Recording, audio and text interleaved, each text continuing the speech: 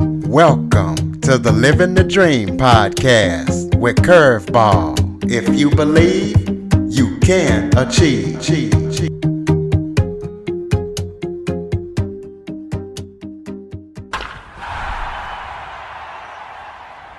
Hello and welcome to another episode of Living the Dream with Curveball. I'm your host, Curveball, and today I am joined by Marsha Earhart.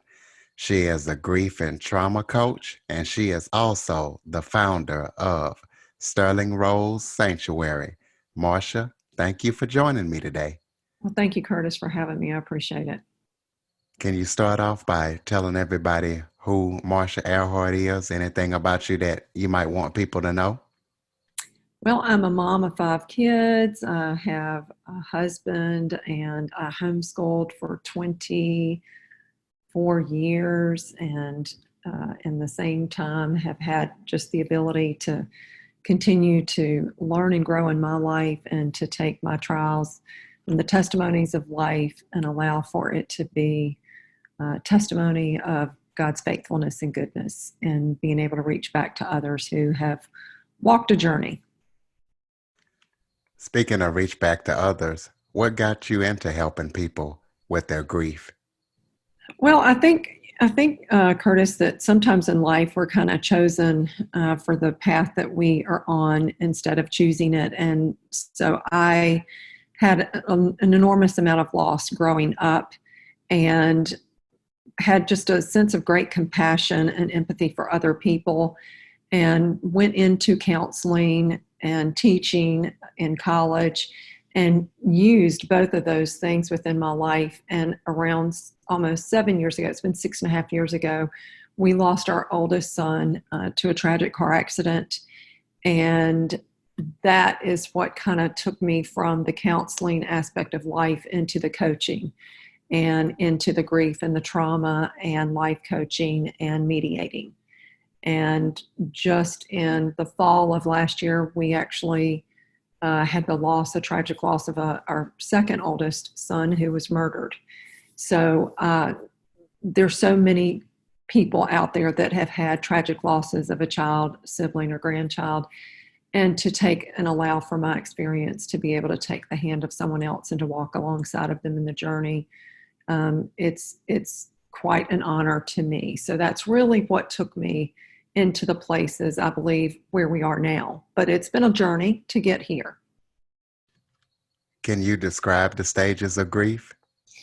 What I would like to say is I don't agree that there's stages. I think each of us have certain areas of a grief that are more maybe our area to struggle through or to deal with. I can't say that we all go through, because we don't. We don't all go through the stages, but I think shock definitely, when we find out something of the nature that either someone's lost or tragic news of an event in our life, there is shock. And so I think all of us experience the shock. As far as denial or anger, and bargaining, I didn't hit some of those. Mine was really working through with just resolve. And that's one of the things that, in the process of what, in my own journey, because I think we kind of have this idea, well, I haven't had anger, or I haven't had bargaining, so something must be wrong with me, or we feel guilty. And what I love to say to people is grief is very specific to you. Your journey is not going to look like anyone else's journey, and that's okay. And we want to give room for people to have that journey, and with taking away that place where guilt could be in the way. Because I do think guilt is one of the most common denominators for most people that are grieving. Can you explain the difference between grieving and mourning? Yes, with the grieving is the internal aspect of what we feel in a sense of loss. The mourning is the external, outward expression of what we are already feeling internally. And it's extremely important for people to allow for that which is inside to come outside. And so we can say, well, how does that work? Well, you can run, jog, work out, do meditation, have quiet time, listen to music, do art therapy, journal. They're external manifestations of what's going on internally. That is a way to mourn. Express yourself in talking and really telling the story, because we heal in the process. When we've experienced loss and grief, we heal through the process of telling our story. And it starts becoming, we become aware of the fact that it is real, that this is the reality we're in. And I even tell people it's important to kind of talk those things out loud to yourself, because the more you say it, the more it resonates and the more capable you are to apply the tools and the resources to help your healing. Does that make sense? That makes absolute sense. Yeah. Can you describe your process of helping someone when they come to you after a loss?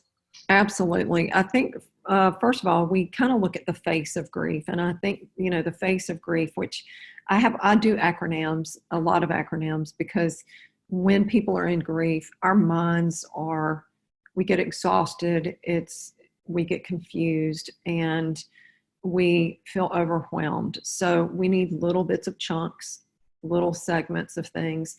So face, the F in it is kind of the fear, the frustration, the struggle, even having to deal with forgiveness.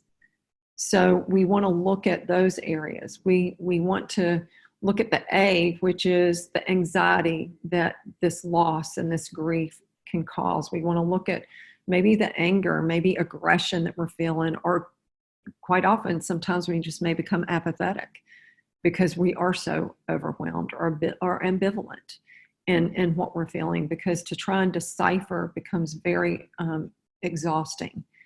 And then the C in the face of grief would be that confusion, maybe contempt, just feeling really, I would say, on edge of our ability to even communicate effectively. So we look at, how are you communicating? Are you able to do those things? And then the E of grief would be the emptiness that we feel, the overwhelming sense of emptiness, and even sometimes embarrassment, because maybe the situation that happened we feel is embarrassing to have to share. And so we look at that face of grief and we talk about those very specific issues and areas. And what I love for people to do, Curtis, is to identify from their lens those things that may be triggering or may be surfacing. And then we talk about a plan of action of how to deal with, how to process those emotions and feelings in ways that are healthy. So we have another aspect in the sanctuary. And when my first son passed, one of the ways that I found healing was dancing. I loved going dancing. It was very cathartic for me. And my husband and we would go out, and I just told him, I said, I get in my headspace of just allowing that music to resonate within me and evoke a feeling of joy and happiness where I'm living. I'm actually living. And so as the years went and processing came, and as we were doing this, we came up with the dance acronym, how to dance through grief. And grief is a dance. One minute you and I can be talking and I may be perfectly fine and laughing, and the next minute I could just be a puddle crying because of the fact that something just triggered or resonated with me and just overwhelmed my senses to where I'm now in tears, because that loss is just so profound and I'm feeling it in that moment. Now, Curtis, I don't know your experience, but have you ever felt that in your own life? Yes, I have felt that a lot of times in my life. And I think that is something that we share and in common as we're journeying this life. And so to dance literally and figuratively, to really go out and get out and do movement and enjoy, to to allow yourself and give yourself the ability to do that. And then the figurative part is that it is an ebb and flow. Grief is ebb and flow. The sense of loss we feel in this moment, it's an ebb and flow in the intensity of the pain that we feel. The A in dance would be that we need to address each one of those feelings in the sense of accepting that this is what I'm feeling right now. I may not be feeling that 3 hours from now, but I'm feeling this right now. And to enter in that space and allow myself to move through that, because if I don't, then I prevent my own aspect of healing. And in order for us to heal when we have had any loss in our life and we are grieving, is that we have to enter in the process of being healed. It will not happen on its own. Which brings up the N in dance. It's to nourish your soul. And we need to find, and we try to help our clients find those things that are nourishing to them, because what might be nourishing to me may not be nourishing to you. So we find those things, and we do have stuff that we suggest that will be nourishment, but then they can pick and choose through those things what is most helpful to them, what would and it may change. You may find that journaling is very helpful in the early days of a new loss that you've experienced. And as you go through the months, all of a sudden you may, turn to something else where art would be something so much more therapeutic because you're able to express it through a different modality. And our desire is to help people in the continuum to work through and walk through that grief, because we will never get over the loss. No one's ever going to get over the loss of someone that's been in their life. And quite frankly, I don't want to get over the loss of someone who's been in my life. I want to value that person in my life, but to honor and respect and celebrate them in a way that I also am living and being a part of this life. Part of nourishing the soul is also eating well. We call it clean eating in the sanctuary. When we have experienced a trauma, we have a propensity to sometimes not eat the things that are good for us. We turn to the carbs and the sugar, and that makes us feel worse. We're kind of drowning ourselves in a way in something that really can be as harmful to us as, just inactivity. So we really encourage, and it's interesting because, again, when I lost my first son, I've always had a milkshake every day. That I'm going to tell you right now, that's a little something everybody here will get. I've always loved having a milkshake, and I could not have one, Curtis. It made me physically sick. I could not. The sugar was just, it made me sick, just touching my throat, and I couldn't. So I started eating salads and eating, nuts and eating protein. And I just did not have sweets for a very long time. And what I feel the Lord was showing me is that it's important to maintain, if we nourish our soul and we nourish our body, then we can nourish mentally and physically and emotionally the overall health of our body. So we have to make good choices when we're nourishing our soul. And part of nourishing the soul is really finding ways to meditate and to bring healing to your spirit. And for me, I'm a very strong Christian. So for me, I read the Word of God, and it resonates within me, and it renews my mind, and it brings forth life in my soul, in the brokenness of what I'm feeling. I mean, in this life. And I feel that because of the Word, I can see beauty again. So again, we want to encourage our people to find those things that are so healing and that are nourishing to them. And then the C in our dance with grief would be to celebrate the beauty in the broken. And people go, well, what in the heck does that mean?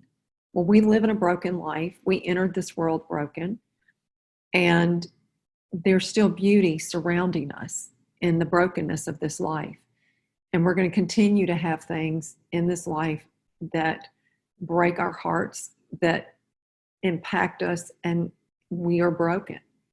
So I want to know how to incorporate the beauty in that broken.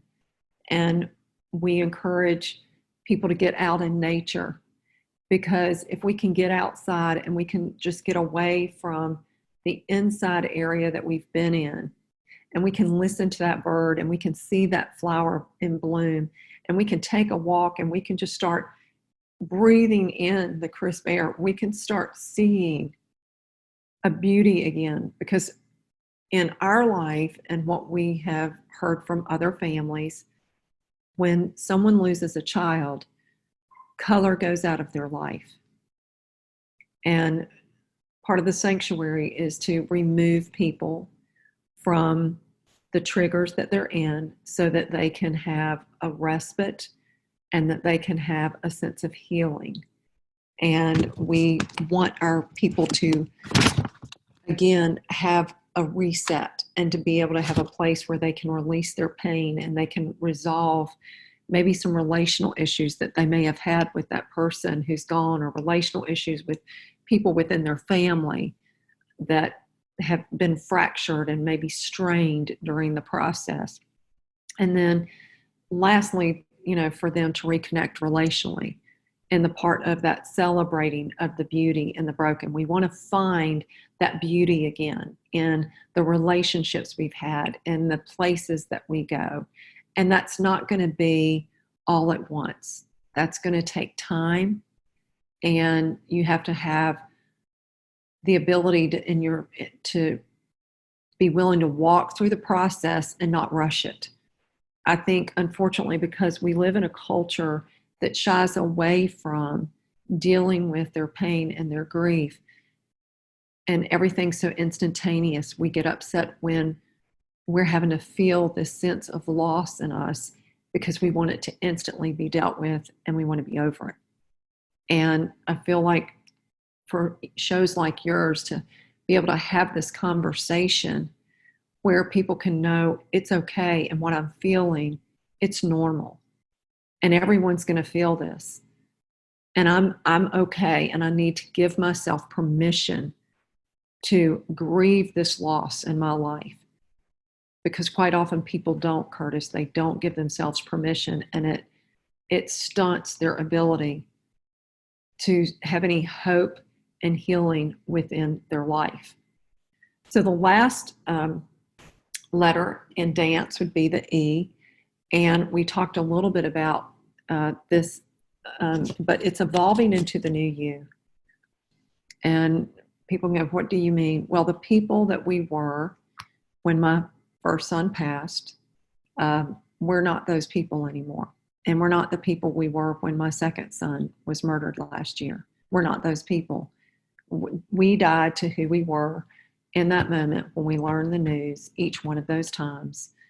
And so we have to start that journey again of evolving into the new person that we are. And it's giving yourself grace. It's being okay with that person's no longer. And I look at it and I go, I'm really thankful I was that person, though. And I'm thankful that I got to be that person around this individual whom I love dearly. So that's how we kind of dance with grief. What do you feel is the difference between getting through and getting over a loss? There's no such thing as getting over. Getting through is having the tools and the resources that help you manage the pain and the loss that you feel. And I would hope as a culture that we would come to a place where we would understand that we don't use that verbiage where you just kind of need to get over it. Based on who people are and how they do life, and depending on the kind of loss and the kind of grief that is going on, a better way to say something to someone is, how can I help you process and walk through this? And I think if we did that, we would see more people um, making themselves vulnerable to friends and family because they're not feeling judged and condemned that they haven't dealt with something in 2 to 3 months or 5 months, or even if it's a year and a half. Now, with that being said, there are things that, again, we have to re-engage in life. It's very important for us to gauge in the people's lives that are around us. And having had children, more children, I really wanted to engage with my children who were still living, but process the grave loss in my own life, the gravity of that loss. And so it's we weren't I haven't we didn't hide I didn't hide my feelings and emotions, but I do love the scripture verse that talks about that we're to rejoice with those who are rejoicing, and we are to mourn with those who are mourning. And if my kids or friends were having a celebration of some sort, we wanted to enter in their rejoicing and that time with them, because yes, I was experiencing a loss, and this loss is going to be with me, but that didn't need to go over into their situation. And I think that it's important that we understand that I had people who were grieving with me, and I appreciated those friends that came alongside and my family that loved me well. But I also wanted to love them well in their celebrations. So as a culture, we have to kind of learn how to, I think, to incorporate that again, because most people I find are not comfortable with feelings of sadness and feelings of loss. And so let's get comfortable, because we're going to be walking this out till, we too pass. So we need to learn to get comfortable with those things. What other types of coaching do you do besides the loss of a person? I do life coaching, and I do trauma coaching, and within the grief, we do grief coaching with a various lineage of grief, not just the grief that one's having over a person, but right now, COVID thrust us into a grief pandemic. We've been working with people through this process, talking with them, giving them tools and skills and resources to overcome anxiety, depression. And now I believe, Curtis, that it's kind of thrust us into a fatigue pandemic. Everybody's exhausted because there just doesn't seem to be an end, and they're just exhausted with, life in the way that it is. So how do we continue to live victoriously and not allow for the circumstances to weigh down on us? So we work through that. And then I mediate. I am a mediator, certified mediator. And so we use those tools and skills to mediate relationships with people. And then I also, in one of our modalities, we do something called Heart Sync, which actually helps people synchronize their heart. Because, when we are in this life, we're just very desynchronized. And it's one of the many tools that we have within the Sterling Rose Sanctuary to help people with that coming back into a place of oneness within themselves, because we can just have so much from emotions and just our guardedness that can separate and fracture us. And our desire in the Sterling Rose Sanctuary is to find the elements that build a bridge in your life to strengthen you, instead of the barriers that want to come in and take over when we have had the fracturing of grief. And it's not just one fracture, because that one fracture goes into multiple little fractures. So if you've ever looked at anything fractured underneath a microscope, you may see a little hairline, but then you'll see lots of little little parts coming off of that. And that's what happens when we go through a difficult trial in our life, a hardship and a loss. What is the average amount of time that you work with clients? For each person, it's different. We've worked with, there have been a few people that we have worked with, I would say just 2 or 3 weeks in the sense of being present. But then when I say that, then later down the line, they've called and they've talked, because I think in increments when we're grieving, where we are available, we allow ourselves to have someone speak in it in an increment. So we've been there right when a child has passed at the very beginning, and we've walked with families from that. And so to put a time frame, I don't like to do that, because I still talk to several of those people, check in with them. Sometimes on the anniversary dates of the loss of someone, I will send out a note just letting them know I'm thinking of them. I may give a phone call and just say, hey, I just would like to know, I just want you to know that I'm thinking of you today, and just share with them. One of the things that I think is really important, because you kind of just brought that into my mind, one of the things I hated being asked, and every parent who's lost a child hates being asked when they're grieving, is how are you today? For anybody who's had loss, I've actually taken this further to other people, and they're like, yeah, I don't like that. And I said, so when I was going through this initially, I remember coming in contact with a lady, and she said, so where are you today from 1 to 5? And that's been my go-to ever since. When I talk to someone, I'll just say, so what's your day been like from 1 to 5? Where are you today? Are you up here? Are you down here? And then that way they can say, I'm a 5, I'm a 3, I'm a 1, it really sucks. And it gives you a basis. But the reality is, if we're going through a loss, we're not doing well. So there's no point for you to ask me that question. We are just doing. Does that make sense? We're just doing.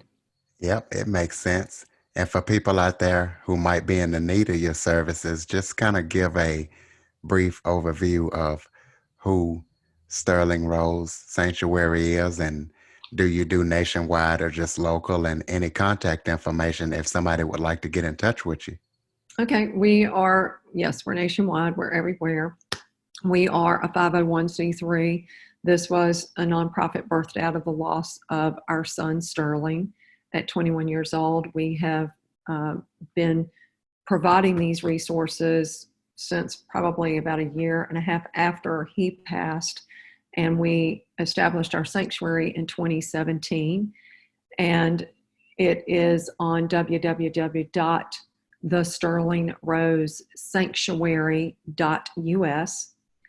And we have a phone number as well, which is 239-571-6662.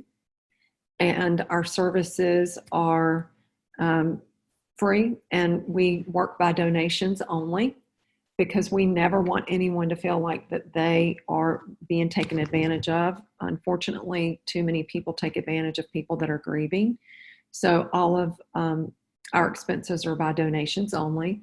And Curtis, we're actually in the process of fundraising, where we are trying to get the money to get a physical house where people would be able to come and stay 3 to 5 days and have the services and the resources that we've talked about one-on-one, where now my husband and I would not stay in that house, but we would go and we would be there at designated times to work through some of those things. And we've got some really amazing rooms for healing, and just just the property itself is going to be a healing place. So we offer services from, anything that you're feeling anxiety and stress, because we've been working with people since COVID over all things.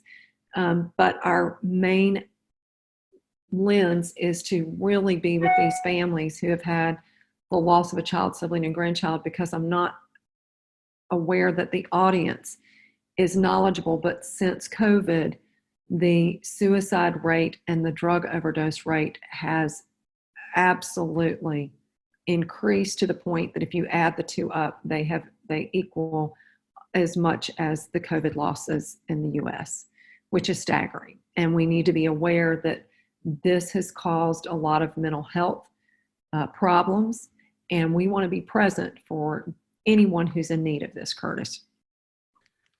Is there anything else that we haven't covered that you would like to mention before we close? Well, I think that we just need to know that it is normal for our earthly journey to be about adversity and struggle. But we are called continually to a faithful endurance when that suffering slaps us across the face. And we can do it. We do have the ability to do it. And we want to be those people to cheer you on and to be there to support you. So I just hope that your audience, when they listen to this, that they walk away that it's not impossible to come through with tools and strategies and resources to where we feel joy again, because we can. Ladies and gentlemen, Marsha Earhart. Marsha, thank you so much for joining me today. Well, Curtis, thank you so much for having me today. What a joy. I appreciate it. For more information on the Living the Dream podcast, visit www.djcurveball.com. Until next time, stay focused on living the dream.